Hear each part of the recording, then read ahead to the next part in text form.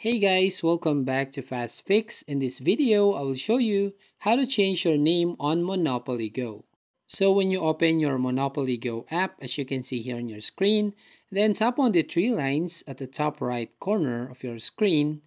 And then once you tap this one, tap on this profile picture.